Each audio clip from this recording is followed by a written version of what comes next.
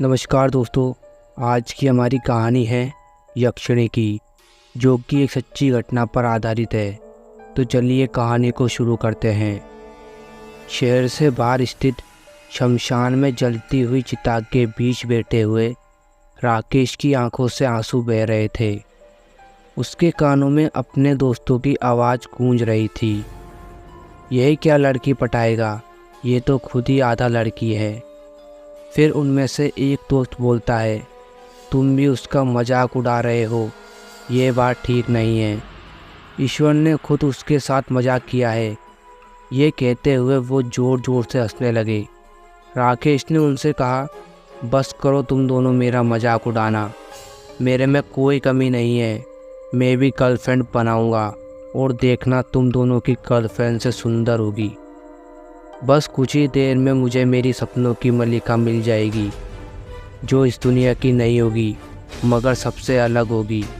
नितिन और रोहित, तुम लोगों की भी आंखें खुली की खुली रह जाएगी जब तुम लोग उसे देखोगे। कहते हुए राजेश ने वह पूजा जारी रखी। तभी शमशान का चौकीदार वहां आ गया और राजेश से कहने लगा, आधी रात के वक्त शराब पीकर यहाँ क्या कर रहे हो?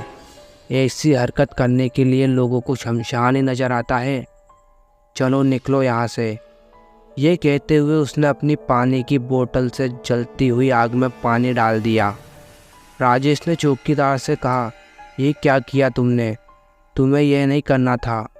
बस कुछ ही देर की बात थी, मेरी पिछले 7 दिनों की पूजा तुमने व्यर्थ कर दी। यह सुनते ही चौकीदार ने राजेश को दरवाजे से बाहर धक्का दे दिया। राजेश के वहाँ से निकलते ही वहाँ का माहौल बदल गया। ठंडी हवाएं चलने लगी और गहरी धुआं छाने लगी। वहाँ पर अजीब सी खुशबू आ रही थी। कुछ भी नज़र नहीं आ रहा था। चौकीदार ने देखा, सामने एक खूबसूरत सी लड़की खड़ी थी। वह इतनी खूबसूरत थी कि वह कुछ देर पहले यहाँ पर जो कुछ भी हुआ उसे भूल चुका था। फिर वो लड़की कहती है, इतनी हैरानी से क्या देख रहे हो? कभी कोई खूबसूरत लड़की नहीं देखी क्या? चौकीदार ने उससे कहा, कौन हो तुम? इतनी रात को यहाँ क्या कर रही हो?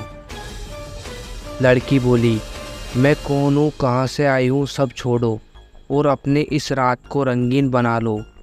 कहते हुए उसने अपनी बाहें फैला दी। चौकीदार सम्मोहित होकर उसकी बाहों में समा गया। मैंने आज तक इतनी खूबसूरत लड़की नहीं देखी। उसकी आंखों में अभी भी महिला की खूबसूरती समाई थी, मगर चौकीदार को पता नहीं चला कि कब वो खूबसूरत महिला खतरनाक चुड़ैल में बदल गई। उसने अपने दांत चौकीदार की गर्दन में गड़ा दिए। चौकीदार की चीख से पूरा शमशान गूंज उठा। वह जोर जोर से हंसने लगी। अगले दिन शमशान में इस तरह से हुई मौत और भोजन की सामग्री देखकर गांव वालों का शक शमशान में रहने वाले तांत्रिक पर गया। यह तांत्रिक अपनी हरकतों से बाज नहीं आएगा। इससे कितनी बार मना किया है इस तरह के कार्य ना करे, मगर आज फिर इसने एक बलि दी है। अब इसे इस गांव में रहने नहीं देंगे। कहते हुए वो लोग तांत्रिक के पास पहुँचे तो उनकी बात सुनकर तांत्रिक हैरान हो गया। तांत्रिक ने गांव वालों से कहा, मेरा यकीन करो, मैंने कोई बलि नहीं दी, बल्कि मैं तो सुबह ही आया हूँ। पास के गांव में पिछले 7 दिनों से एक विशेष पूजा में सम्मिलित होने के लिए गया था। चाहो तो फ़ोन लगाकर पूछ सकते हो, मगर शंभू की लाश तो शमशान में बहुत बुरी अवस्था में मिली है। तांत्रिक गांव वालों के साथ वहां पर गया और उसने शंभू की लाश को देखा तो घबराते हुए बोला, असंभव, यह नहीं हो सकता। किसी ने यहाँ यक्षिणी की साधना की है। वह स्वर्ग से धरती पर आ चुकी है। वह अपने बुलाने वाले को मार कर ही लौटेगी। सब लोग सावधान रहे। तांत्रिक की बात सुनकर सब लोग एक दूसरे की तरफ देखने लगे। तांत्रिक ने यदि साधना नहीं की तो किसने की है? दूसरी तरफ वो यक्षिणी खूबसूरत लड़की के रूप में राकेश के कमरे का दरवाज़ा खटखटा रही थी। राकेश ने कहा, कौन हो तुम? मैं हूँ, तुमने ही तो मुझे बुलाया है। राकेश ने उसे देखा तो देखता ही रह गया। राकेश ने उस लड़की को अंदर बुलाया। वह लड़की कमरे के अंदर दाखिल हुई तो कमरे को देख रहस्यमय तरीके से मुस्कुराते हुए बोली, तुम अकेले ही यहाँ रहते हो या कोई और भी यहाँ रहता है? राकेश ने कहा, यहाँ मेरे दोस्त भी रहते हैं। यहाँ पर मुझे तुम्हें उन लोगों से ही तो मिलवाना है, वे लोग आते ही होंगे। वह भी तो देख ले, कल तक जो मेरी हंसी उड़ा रहे थे कि उसके पास कितनी खूबसूरत गर्लफ्रेंड है। उस लड़की ने कहा, तुमने मुझे अपने दोस्तों के लिए बुलाया है। दोनों बातें ही कर रहे थे, तभी राकेश के दोनों दोस्त वहाँ पर आ गए। उनमें से एक दोस्त ने कहा, अरे तू कहाँ था? पिछले दिनों ना तो तू कॉलेज आया और ना ही रात को मिला। तू तो उस दिन के मजाक के बाद गायब ही हो गया। उन लोगों की बात सुनकर राकेश मुस्कुराने लगा और उसने यक्षिणी की ओर इशारा किया। राकेश के कहने पर वे लोग यक्षिणी की ओर देखने लगे। दोनों उसकी खूबसूरती में खो चुके थे। नितिन ने पूछा, कौन है ये? वह हंसने लगा और बोला, तेरी होने वाली भाभी है। नितिन कहता है, क्या मजाक कर रहा है यार? राकेश ने कहा, मैं मजाक नहीं कर रहा। तुम्हें यकीन नहीं हो रहा तो तुम खुद उससे पूछ लो। बोलो इन लोगों को कि तुम अब मेरे साथ यहाँ पर रहोगी। तुम यहाँ मेरे लिए आई हो। अब से मेरा सब कुछ आपका है। यक्षिणी के मुंह से यह सब सुनकर उन लोगों के मुंह खुले के खुले रह गए। उन्हें यकीन नहीं हो रहा था कि राकेश जैसा साधारण सा दिखने वाला लड़का इतनी खूबसूरत लड़की को अपने काबू में कैसे कर सकता है। रात का डिनर करने के बाद राकेश यक्षिणी को लेकर अपने कमरे में चला गया। नितिन रोहित से कहता है, तुझे क्या लगता है राकेश सच बोल रहा है? रोहित ने कहा, मुझे भी उसकी बातों पर यकीन नहीं है। मुझे लगता है कि वो हम लोगों से झूठ बोल रहा है।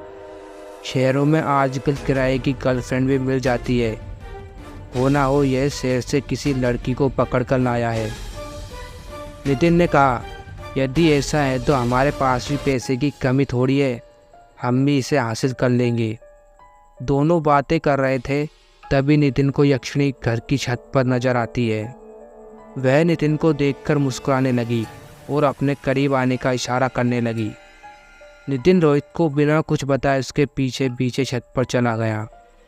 छत पर चांदनी रात की छटा बिखरी हुई थी। हल्की हल्की हवा चल रही थी। उसके उड़ते हुए बाल उसे और ज़्यादा खूबसूरत बना रहे थे। नितिन ने यक्षिणी से कहा, अच्छा हुआ जो तुमने मुझे बुलाया। मैं भी तुमसे बात करना चाह रहा था। तुम इतनी खूबसूरत हो। तुमने उस राकेश में क्या देखा जो मुझ में नहीं है? उसे छोड़कर मेरे पास आ जाओ, मैं तुम्हें सारी खुशियाँ दूंगा। एक बार मेरे करीब आकर तो देखो। नितिन की बात सुनकर वो मुस्कुराते हुए नितिन की बाहों में आ गई। नितिन ने उसे अपनी बाहों में कसकर पकड़ने की कोशिश की तो अचानक उसे सांस लेने में दिक्कत होने लगी, क्योंकि यक्षिणी ने उसे अपनी बाहों में दबा लिया था। नितिन ने कहा, छोड़ो मुझे। यक्षिणी बोली, क्यों, तुम्हें मेरी बाहों में आकर अच्छा नहीं लग रहा है? कहते हुए वह अपने भयानक रूप में आ गई और उसने नितिन के शरीर का पूरा खून चूस लिया। कुछ देर बाद नितिन की राह देखकर रोहित को नींद आ गई। तभी उसके कमरे के दरवाजे पर एक दस्तक हुई। यक्षिणी ने कहा, मैं हूँ, प्लीज़ दरवाज़ा खोलो। मैं तुम्हारे पास आना चाहती थी। मैं तुम्हारे मन की बात अच्छे से जानती हूँ। तुम भी मुझे हासिल करना चाहते हो। उसकी बात सुनकर रोहित के चेहरे पर मुस्कुराहट आ गई। वह सम्मोहित होकर उसकी बाहों में आ गया। देखते ही देखते वे यक्षिणी में बदल गई। उसने रोहित के शरीर का पूरा खून चूस लिया। अगली सुबह शहर में हड़कंप मचा था। एक रात में शहर के बीचों बीच स्थित एक मकान में 3 युवाओं की मौत हो गई थी। तीनों की लाश बड़ी बुरी अवस्था में मिली। उस यक्षिणी ने अपने बुलाने वाले के साथ उस पर बुरी नज़र रखने वाले को भी मार दिया।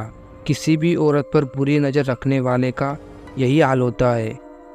तो दोस्तों, आपको यह कहानी कैसी लगी कमेंट में ज़रूर बताएं और ऐसी मज़ेदार कहानी देखने के लिए हमारे चैनल को सब्सक्राइब ज़रूर करें।